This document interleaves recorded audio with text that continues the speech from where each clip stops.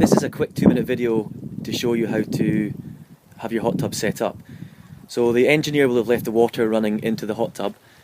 Once it reaches the red swirly line, you turn the water off. It's important that it's on that line, not below or above it.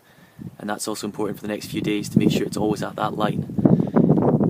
The first thing you need to do is you need to bleed the system. You do that by going to this little star and turning it so that the water can be released from there. You turn it for 4 or 5 seconds to let the water release, make sure there's no airlocks, and then you tighten it back up. To check that that's worked efficiently, you would look here of the 2 filter units to make sure there's no bubbles coming out. If there's no bubbles, it means that everything's great. If there are bubbles, you need to go back to that star and repeat the same process again. From there you go to the unit. You need to switch the unit on, which is this red button here. The unit starts making a noise. What's required then is to use the up and down arrows to set it to the desired temperature. So I am going to use this up button here to set it to 41. Sorry, I'll go down 1 to 40. It flashes 5 times. Once it's flashed its 5th time, it goes to what the tub is at the moment, which is 37.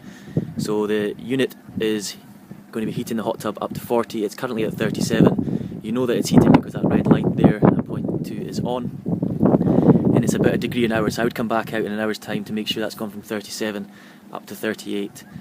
The only other thing to say is if there's a real grumbling noise coming from the unit, it means that you need to repeat the star process to bleed it one more time, which is obviously back to where we were at the very start.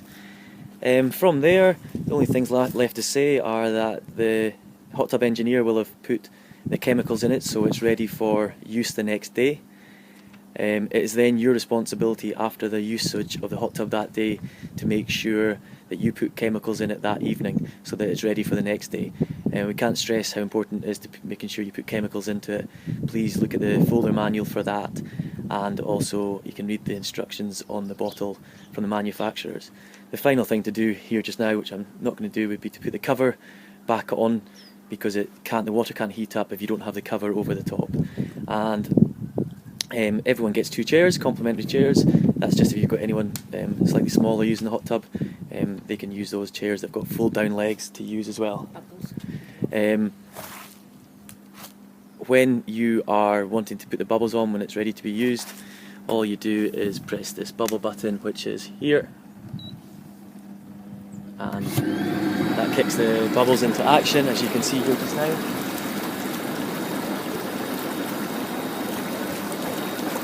When the bubbles are on, you'll notice that the red light is not on. The heating does not function when the bubbles are on. When the bubbles stop, the heating automatically comes back on, and that red light should be lit when the bubbles go off. Apart from that, all that's left to say is enjoy your weekend or your week with the tub. Any further questions, you can always give us a phone or email us. Thank you.